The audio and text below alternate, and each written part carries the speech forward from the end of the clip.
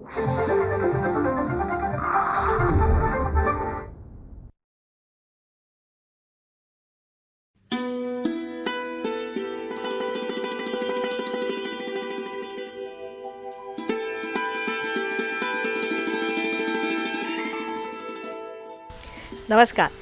रयतेचा दरबारमध्ये आपणा सगळ्यांचं हार्दिक स्वागत.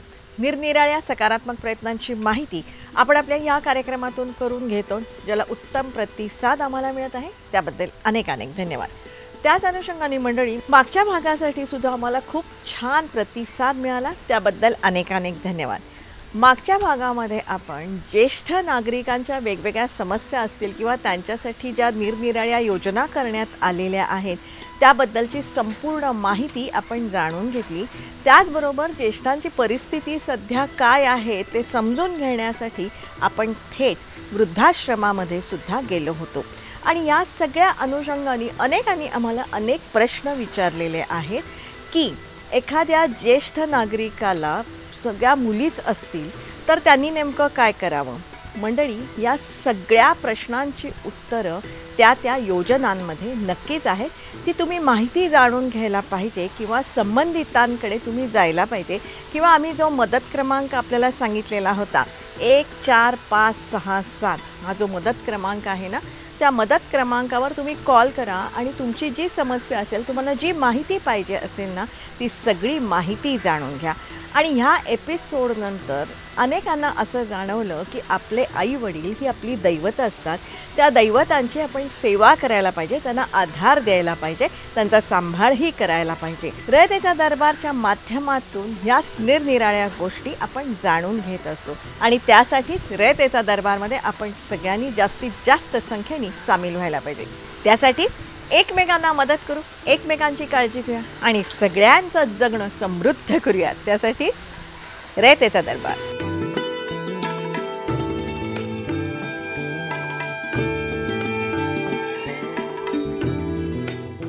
रयतेचा दरबारमधला आपला आजचा विषय खूप छान आहे, तुम्हाला सगळ्यांना अतिशय आवडेल, प्रेरक आहे. वेगळ्या विषयावरची माहिती आज आपण जाणून घेणार आहोत आणि त्याही बाबतीमध्ये सध्या आपण अनुसूचित जाती आणि अनुसूचित जमातींसाठी असलेल्या वेगवेगळ्या योजना, उपक्रम, अभियानं असतील किंवा कायदे असतील याविषयीची संपूर्ण माहिती जाणून घेत असतो. मंडळी, एक लक्षात आपण ठेवायला पाहिजे की कुठलीही योजना असेल किंवा कुठलाही कायदा असेल ना, तर तो परिपूर्णच असतो आणि तो परिपूर्ण कसा आहे किंवा सर्वसमावेशक कसा आहे, उपयुक्त कसा आहे ना, याची माहिती आपण समजावून घ्यायला पाहिजे. काय होतं, बरेचदा आपल्याला अर्धवट माहिती मिळते आणि त्या माहितीच्या आधारे कुठेतरी नकारात्मकता आपल्या मनामध्ये येत असते आणि म्हणूनच संपूर्ण सर्वसमावेशक आणि सत्य माहिती आपण जाणून घ्यायला पाहिजे. रयतेचा दरबार ह्या कार्यक्रमाद्वारे आमचा हाच प्रयत्न असतो की या ज्या निरनिराळ्या योजना आहेत, उपक्रम आहेत, अभियानं आहेत, कायदे आहेत, याविषयीची संपूर्ण माहिती आपण जाणून घ्यायला पाहिजे. त्याच अनुषंगाने आज आपण जाणून घेणार आहोत एका कायद्याविषयी, ॲट्रॉसिटी या विषयात आपण जाणून घेणार आहोत. मेन हे सगळे कायदे सुरू झाले ते भारतीय राज्यघटनेमधूनच निर्माण झालेले आहेत. भारतीय राज्यघटनेचं जे 46वा कलम आहे त्याच्यामध्ये स्पष्टपणे नमूद आहे की राज्य हे मागासवर्गीयांच्या हक्काचं हितसंवर्धन करेल. त्यानुसार हे काम करणं प्रत्येक राज्यांना आवश्यक आहे. यामधील जी अनुसूचित जाती आणि जमाती, शेड्यूल कास्ट आणि शेड्यूल ट्राईब्स जे आहेत, यांच्या हक्काचं संरक्षण करण्यासाठी विविध कायदे शासनाने निर्माण केलेले आहेत. 1955 साली PCR ॲक्टची स्थापना झाली. प्रोटेक्शन ऑफ सिव्हिल राईट्स या नावानं कायद्याची स्थापना त्याच्यामध्ये झालेली आहे. यामध्ये बदल होऊन नंतर 1989मध्ये थोडा विस्तृत प्रमाणात, म्हणजे तो 55चा कायदा आहे तो लागूच आहे सध्या, परंतु schedule caste and schedule tribe prevention atrocity act 1989 या नावानं हा कायदा सुरू झाला आणि या कायद्याच्या कलमामध्ये विस्तृत स्वरूपात आहे हा कायदा. अशा प्रत्येक कलमामध्ये तरतूद दिलेली आहे की कोणत्या गुन्ह्यासाठी कोणत्या शिक्षेची तरतूद असेल, त्यांना मदत निधी कशा स्वरूपात दिला जाईल, ज्यांच्यावर अन्याय अत्याचार होते अशा मागासवर्गीय लोकांच्यासाठी, हे विस्तृतपणे त्याच्यामध्ये नमूद आहे. 1995 साली या कायद्यामध्ये सुधारणा करण्यात आली आहे. नागरी हक्क संरक्षणमध्ये अनुसूचित जातीचा समावेश होतो. ॲट्रॉसिटीमध्ये अनुसूचित जाती आणि जमाती या दोन्हीचा समावेश त्याच्यामध्ये होतो.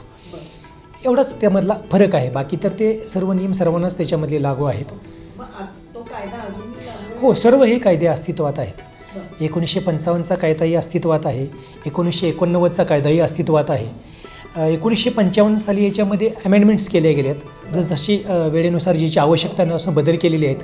रूल्स त्याचे फ्रेम्स केलेले आहेत शासनानं आणि त्यानुसार हा कायदा चालतो.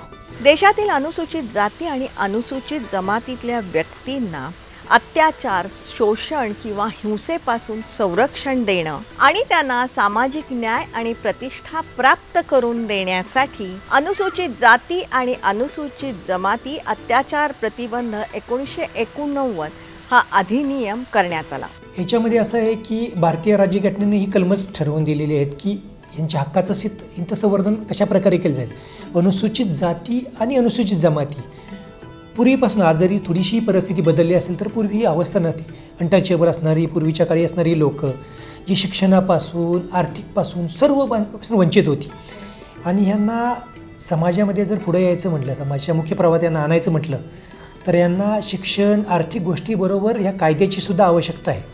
समाज जरी पुढारलेला असला तरी लोकांच्या अजूनही काही लोकांच्या मनात जातीपाती या आहेत आणि ह्या अशा अनिष्ट प्रथांचा विचार करणाऱ्या लोकांच्यावरती बंधन असावं, त्यांना कायद्याचा धाक असावा म्हणून या कायद्याची सोय केलेली आहे. या कायद्याची प्रभावी अंमलबजावणी व्हावी म्हणून राज्य शासनानं विविध विभागांवरती निरनिराळ्या जबाबदाऱ्या सोपवलेल्या आहेत.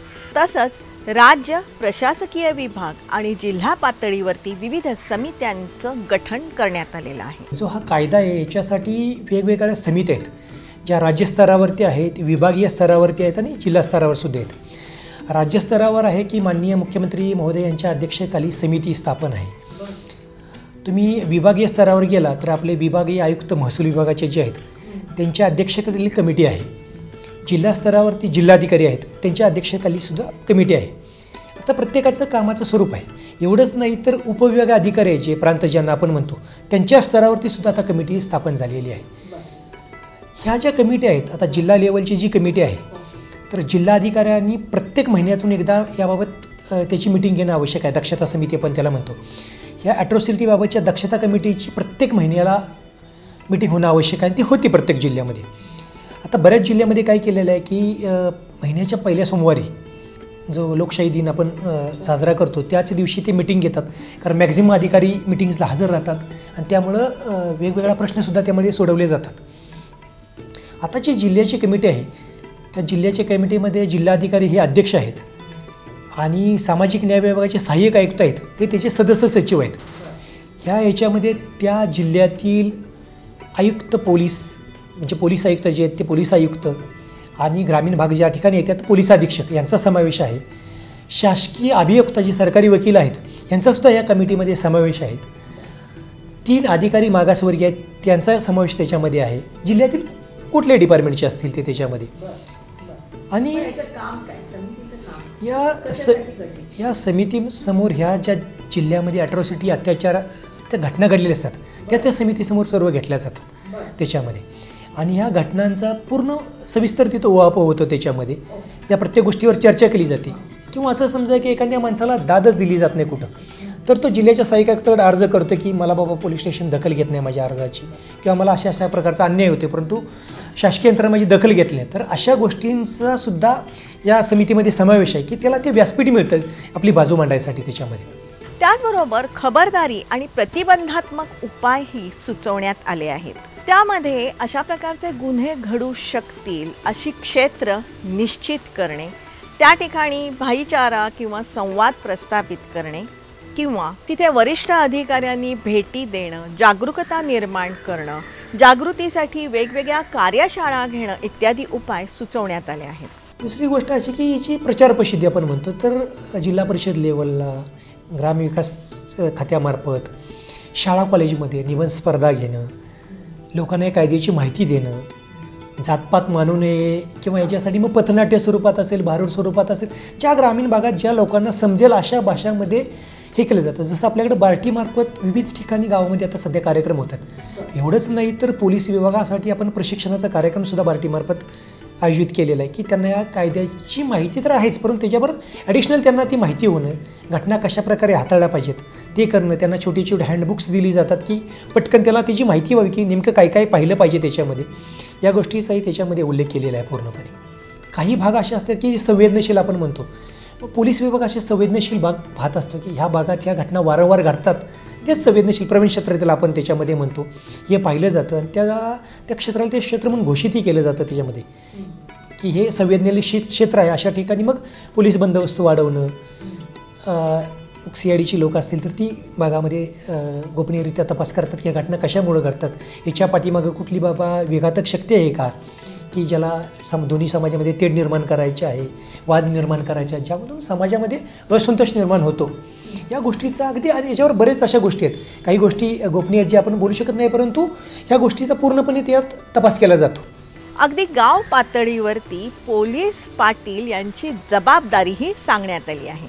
गाव लेवलला जो अधिकारी आहे, म्हणजे आपण त्याला पोलीस पाटील म्हणतो, हा एक पोलीस विभागाचंच काम करणारा एक गाव लेवलचा आहे, जो महाराष्ट्र ग्राम पोलीस अधिनियम 1967 आहे.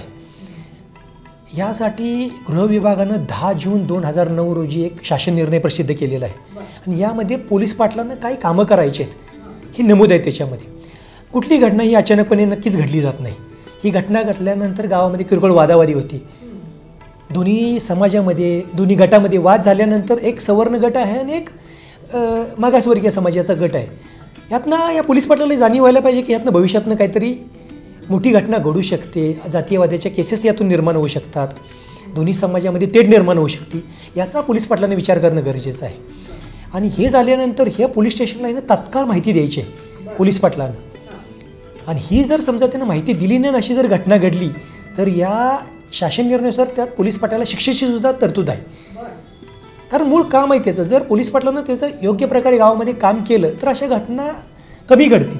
आणि फक्त घटना घडल्यावरच असतं, जसं आपण म्हणतो की रोग होण्यापूर्वी इलाज करणं आवश्यक आहे, त्याप्रमाणे गावात शांतता प्रस्थापित करणं, दोन्ही समाजाच्या लोकांना एकत्र येऊन बसणं, जे काही छोटे मोठे विषय असतील ते गैरसमज असतील ते दूर करून दोन्ही समाजामध्ये कुठलाही विसंवाद होणार नाही याची या पोलीस पाटलांनी दक्षता घेणं गरजेचं आहे. त्यातल्या बाकीच्या गावचे सरपंच असतील, तलाठी असतील, ग्रामसेवक असतील, इतर अधिकाऱ्यांनी त्यांनी त्यामध्ये सामावून घेतलं पाहिजे. जी समाजातली प्रतिष्ठित लोक आहेत यांना घेऊन जर हे व्यवस्थित केलं तर या घटना घडणार नाहीत. ॲट्रॉसिटी अंतर्गत गुन्ह्यांची नोंदणी पोलीस स्टेशनला करावी लागते. ही घटना ज्या व्यक्तीच्या बाबत घडलेली आहे त्यांना ते पोलीस स्टेशनला त्याची माहिती द्यायची आहे की घटना, त्यावर त्यानं मी स्वतः अनुसूचित जाती जमातीमधला आहे याची माहिती द्यायची आहे. जातीच्या दाखल्याची आवश्यकता आहे त्याच्यासाठी. समजा एखाद्या व्यक्तीकडे दाखला नसेल तर ती काढून देण्याची सुद्धा व्यवस्था शासकीय यंत्रणेमार्फत केली जाते की तात्काळ दाखला मिळावा त्याच्यामध्ये. पोलीस विभाग याची खात्री करून घेतं. खात्री केल्यानंतर IPC खाली जे आता BNS नवीन आपला ॲक्ट लागू झालेला आहे याच्याखाली याची नोंद होणार आणि त्याबरोबर ही ॲट्रॉसिटीची याच्यामध्ये कलमं त्याच्यामध्ये ॲड होणार आणि या दोन्ही कलमांमुळे त्याच्यामध्ये तपास केला जातो. कायद्यामध्ये जी तरतूद आहे, एखादी तक्रार आली तर त्यामध्ये गुन्हा दाखल करावा लागतो, त्याप्रमाणे गुन्हा दाखल केला जातो. जर गुन्हा नाही दाखल केला तर कलम 5 ॲट्रॉसिटीच्या प्रमाणे जो ज्यांनी कारवाई केली नाही तो दोषी ठरतो. त्यामुळं शक्यतो आम्ही हे असे गुन्हे दाखल करून तपासामध्ये घेतले जातात आणि एकदा लॉ इन मोशन आल्यानंतर कायद्याची तर त्याला सपोर्ट मिळतो आणि त्याप्रमाणे पुढील कारवाई केली. जर दोषी असेल तर त्याला अटक ताबडतोब केली जाते किंवा जर दोषी नसेल तर पुरावे शोधून पुरावे मिळाल्यानंतर कारवाई केली जाते आणि त्याप्रमाणे पुढील योग्य तो त्यांना न्याय मिळतो. गंभीर स्वरूपाचा गुन्हा असेल ना तर त्या घटनास्थळी तिथल्या जिल्हाधिकाऱ्यांनी भेट देणं आवश्यक आहे. आता याच्यामध्ये ज्या गंभीर स्वरूपाच्या घटना आहेत म्हणजे खून, बलात्कार, सामूहिक बलात्कार, जाळपोळ, गावाबाहेर दखल करणं, अशा घडलेल्या घटनेच्या ठिकाणी संबंधित जिल्हाधिकारी, पोलीस अधीक्षक आणि सहाय्यक आयुक्त यांनी प्रत्यक्ष भेट देणं आवश्यक आहे. काही घटनांमध्ये बाधित व्यक्तींचं पुनर्वसनही करण्यात येतं आणि त्यासाठी अन्न असेल, निवारा असेल किंवा आर्थिक मदतही त्यांना देण्यात येते. ज्या ठिकाणी जाळपोळीच्या वगैरे घटना घडलेल्या आहेत तर त्या ठिकाणी त्यांचं पुनर्वसन करून देणं आवश्यक आहे. आणि त्या पुनर्वसनामध्ये सुरुवातीला त्यांना जर घरच जळलेलं आहे त्यांचं तर त्यांच्या निवाराची व्यवस्था असेल, त्यांना 3 महिने पुरेल एवढा अन्नधान्य साठासुद्धा शासनाच्या वतीनं दिला जातो त्याच्यामध्ये. आता राहिला आर्थिक मदतीचा प्रश्न, तर तो गुन्ह्याच्या स्वरूपामध्ये राहतो.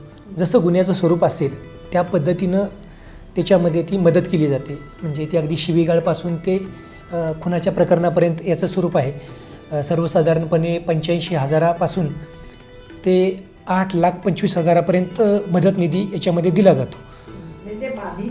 बाधित आहेत त्यांना, आणि ज्या ठिकाणी मृत्यू झाला असेल तर त्यांच्या वारसांना तो लाभ दिला जातो. समजा खुनाची घटना घडली असेल त्याच्यामध्ये, तर त्याची पत्नी, मुलं अशाच्या क्रमाच्या स्वरूपात ती मदत दिली जाते. तर जर खून घडला असेल, समजा खुनाची घटना घडली असेल किंवा सामूहिक बलात्काराची घटना घडलेली असेल किंवा एखाद्या माणसाला मारामारीमध्ये 100% अपंगत्वात आले की बाबा तो आता काहीच करू शकणार नाही पूर्णपणे, तर या लोकांना 3 कॅटेगरीमध्ये 8,25,000ची मदत दिली जाते. जातीवाचक अपशब्द किंवा अपमान केल्यासही हा कायदा लागू होतो. नाही, शिवीगाळ ह्याचा अर्थ जातीयवाचक शिवीगाळ असा पूर्णपणे कायद्यात शब्द आहे. म्हणजे जातीच्या नावाचा उच्चारण करूच नाही असं शब्द आहे. घटनेचं जे 17वं कलम आहे की अस्पृश्यता पाळू नये असं स्पष्टपणे घटनेमध्ये, आपल्या राज्यघटनेमध्ये नमूद आहे. शिवीगाळ केल्यानं तरच ॲट्रॉसिटी ती लागू होते त्याच्यामध्ये. म्हणजे विनाकारण एखाद्या जातीचा अपमानच त्या व्यक्तीचा करायचा आहे म्हणून जाणीवपूर्वक केलेली शिवीगाळ आहे, यामध्ये ह्या कायद्याचा समावेश होतो. जे काही चार्जशीट आपण दाखल केले जातात त्याचं प्रमाण फार कमी आहे. त्याचं कारण हेच आहे की रिॲलिटी काय आहे हे तपासामध्ये निष्पन्न होते, आणि ते निष्पन्न झाल्यानंतर त्याच्यावरती दोषारोपपत्र पाठवायचं की त्याला दोषमुक्त करायचं. जर पुरावे नसतील तर त्याला दोषमुक्त केलं जातं. आणि त्यासाठी पोलीस स्टेशनमध्ये खास यंत्रणा कार्यरत असते. तपास करत असताना अधिकारी इम्पार्शियल असला पाहिजे, आणि त्या ठिकाणी जर तसं काही त्याला जर वागणूक मिळत नसेल तर वरिष्ठांकडे तो दाद मागू शकतो, आणि जी खरी परिस्थिती आहे ती परिस्थिती जर समोर आणली तर त्या गुन्ह्यामध्ये त्याला म्हणजे न्याय मिळतो. चुकीच्या पद्धतीनं जर तपासाची दिशा गेली तर मग त्या ठिकाणी एखाद्यावर अन्याय होऊ शकतो. परंतु तपास करणारे अधिकारी शक्यतो अशा प्रकारचं कुठलंही म्हणजे करत नाही आहेत चुकीचा तपास. आणि त्याचप्रमाणे त्यामध्ये अशा केसेस स्क्रुटिनीसाठी स्पेशल PP असतात शासनानं जे नेमलेले आहेत. प्रत्येक ACP कार्यालयाकडे एक ॲडव्होकेट्स दिलेले असतात, आणि त्याच्यामध्ये खरोखरच हा योग्य तपास झालेला का नाही पाहिलं जातं. काही त्रुटी असतील तर त्या करेक्ट केल्या जातात. 100% पोलिसांकडून जो तपास होतो तो एक वरिष्ठ अधिकारी म्हणून सहाय्यक पोलीस आयुक्त शहरी विभागामध्ये आणि ग्रामीण भागामध्ये डेप्युटी सुपरिटेंडंट ऑफ पोलीस म्हणजे DYSP यांच्या मार्फतीने केला जातो. कायद्यामध्ये तशी तरतूद केलेली आहे. अशा प्रकारचा कोणावरही अन्याय होऊ नये याकरताच वरिष्ठ अधिकाऱ्यांची तपासामध्ये त्याचा तपास अधिकारी म्हणून नेमणूक केली जाते. मंडळी, या कायद्याबाबत 21 मार्च 2018 मध्ये माननीय सर्वोच्च न्यायालयानं काही मार्गदर्शक तत्त्व जारी केली आहेत.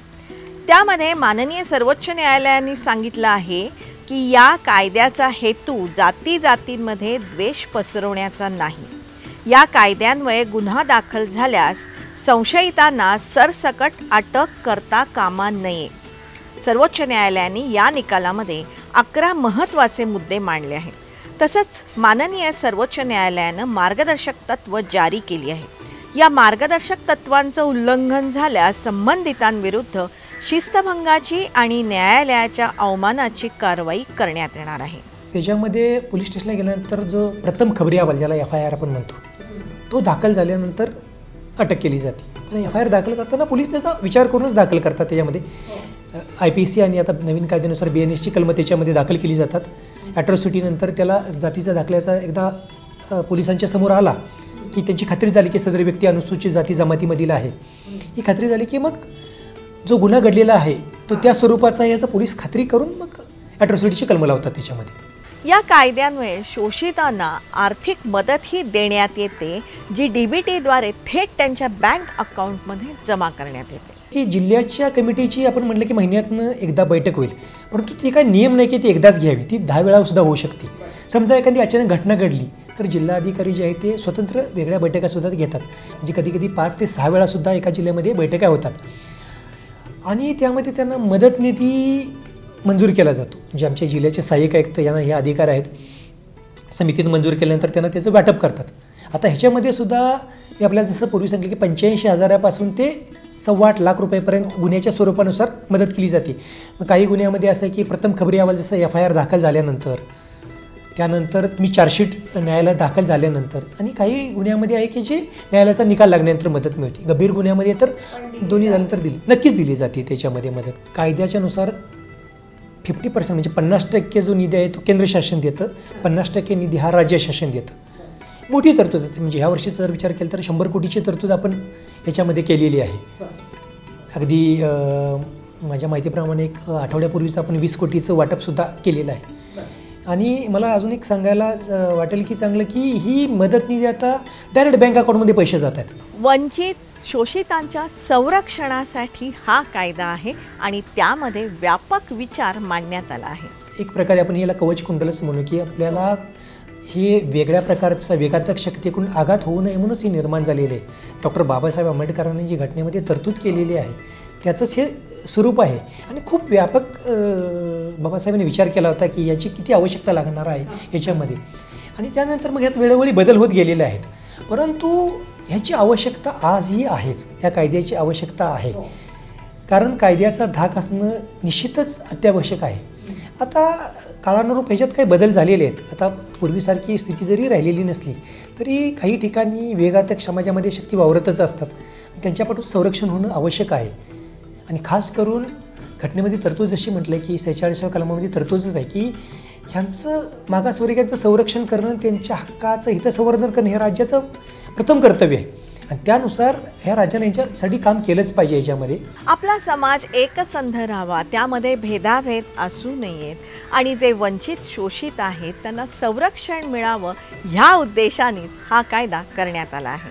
एक प्रकारे वेगळ्या अर्थानं पाहिले, पण माझं सर्व लोकांना विनंती आपल्यामार्फत की एक भीती म्हणून या कायद्याकडे नका पाहू, एक चांगला दृष्टिकोन म्हणून या कायद्याकडे पाहिलं पाहिजे. जसं IPC हा कायदा आहे की आपल्या रक्षण करण्यासाठी, मग सर्वसामान्य माणूस असेल त्याला कोणी रस्त्यात अडवलं मारलं तर त्यासाठी सुद्धा लागूच आहेत ना कलमं. परंतु ज्या समाजावरती वर्षानुवर्ष अन्याय झालेला आहे, जो पिचलेला समाज आहे, याला सामाजिक परिस्थितीतून आज तो कुठंतरी बाहेर येतो आहे, या समाजाला वेगळ्या कायद्याची नक्कीच आवश्यकता होती. आणि त्यांना याचं संरक्षण असणं हे निश्चित अत्यावश्यकसुद्धा आहे आणि अनिवार्यसुद्धा आहे. आणि या लोकांना संरक्षण मिळावं अनुसूचित जाती आणि जमातीच्या, म्हणून हा कायदा आहे. तर कुणी या कायद्याबद्दल गैरसमज करून घेऊ नये. कायद्याचा पूर्णपणे अभ्यास करूनच आणि कायद्याच्या चौकटीतच यामध्ये गुन्हे दाखल होतात, विनाकारण कुणा यामध्ये गुन्हे दाखल होत नाहीत. मंडळी, महामानव भारतरत्न डॉक्टर बाबासाहेब आंबेडकरांनी लिहिलेल्या राज्यघटनेचा हा महिमा आहे, ज्यामुळे वंचितांना शोषितांना न्याय मिळतो आहे. कायद्याच्या भक्कम चौकटीतच गुन्हे दाखल होतात आणि मग कायद्यान्वये त्यावर पुढील कार्यवाही होत असते. त्याच अनुषंगाने आपला आजचा भाग तुम्हाला कसा वाटला हे तुम्ही जरूर आम्हाला कळवा. संपर्कासाठी आमचा पत्ता आहे rayatecadarbар@gmail.com. जरूर आमच्याशी संपर्क साधा. तुमच्याकडे काही माहिती असेल, सूचना असतील, प्रश्न असतील ते तुम्ही आमच्यापर्यंत नक्कीच पोचवू शकता. रयतेचा दरबारमधले हे जे सगळे एपिसोड आहेत ना 450च्या वर आहेत, हे तुम्ही वारंवार बघू शकता. त्यातली माहिती तुम्ही जाणून घेऊ शकता आमच्या यूट्यूब चॅनलवर. जनता दरबार, रयतेचा दरबार या दोन्ही नावाने आमचे यूट्यूब चॅनल आहे, जी तुम्ही लाईक करण्याची गरज आहे आणि सबस्क्राईब करण्याचीही गरज आहे. रयतेचा दरबार आम्ही प्रसारित करत असतो दर सोमवारी रात्री 9 वाजता सह्याद्री वाहिनीवरून. सोमवारचाच हा एपिसोड आम्ही पुन्हा प्रसारित करत असतो दर शनिवारी सकाळी 8 वाजता सह्याद्री वाहिनीवरून. सोमवार रात्र 9, शनिवार सकाळ 8 हे जे दोन्ही एपिसोड आहेत ना, हे तुम्ही लाईव्ह बघू शकता सह्याद्री वाहिनीच्या फेसबुक पेजवरून. जरूर बघत राहा, कारण आम्ही ही जी माहिती तुम्हाला सांगतोय ना, या माहितीच्या उपयोगामुळे अनेकांचे लाभ होत आहेत किंवा होऊ शकतात. हा मात्र त्यासाठी ही माहिती जास्तीत जास्त लोकांपर्यंत आपण सगळ्यांनी पोचवायला पाहिजे. त्यासाठी रयतेचा दरबारमध्ये आपण सगळ्यांनी सामील व्हायला पाहिजे. त्यासाठीच एकमेकांना मदत करू, एकमेकांची काळजी घ्या आणि सगळ्यांचं जगणं समृद्ध करूया. त्यासाठीच रयतेचा दरबार.